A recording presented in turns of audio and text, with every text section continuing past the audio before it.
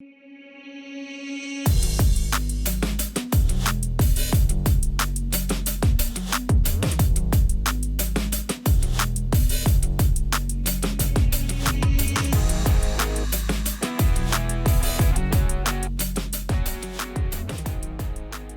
has followed up the successful release of the SBDC101 and 109 with another reimagining of a Seiko dive watch classic. The SPB187 is a slimmed-down version of the Marinemaster 300. Let's take a closer look at what is being dubbed the Marinemaster 200 Reduced.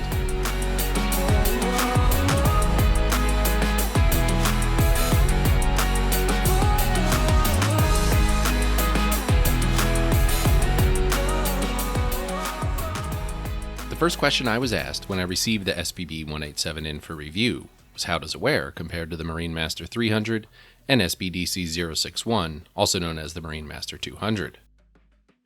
I can't speak for the Marinemaster 300, but when compared directly to the Marinemaster 200, the slimmer case profile and dimensions make an immediate difference.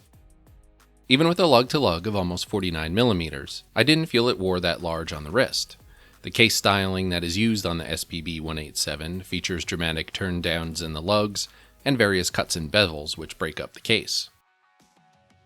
There's also a large undercut on the underside of the case that makes the real estate coming in contact with your wrist minimal. Seiko Magic often gets thrown around with their dive watches in the way that they often feel smaller than their stated dimensions. While there's a little bit of magic working here, this is the first dive watch from Seiko I feel doesn't have that magic.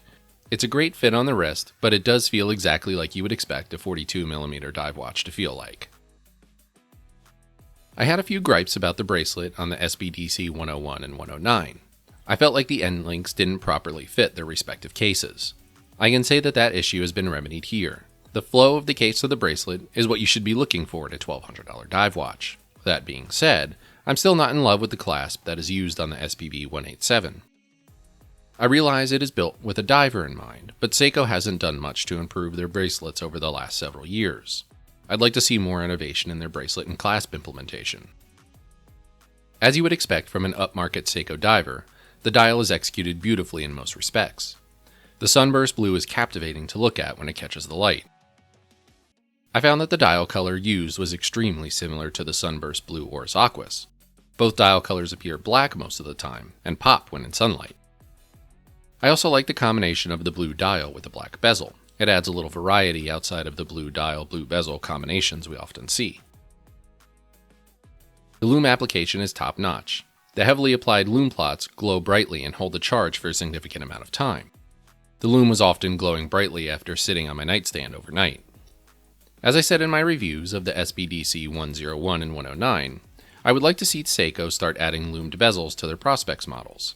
This is something they've done in the Marinemaster 300 series, and there's no reason this can't be carried down to other models at this point. As we've come to expect from Seiko, the bezel is misaligned on this example. It wasn't as bad as some others I've experienced, but it is there. Seiko is obviously listening to their customers and the type of watches they're making, but it doesn't seem to be getting complaints heard. Seiko needs to figure out what the issue is and fix it. This watch is by no means perfect, and I feel like I keep saying that about Seiko's releases. There is no perfect watch, but misaligned bezels and poor fitting end links, this watch aside, seem to be creeping up in all my Seiko reviews.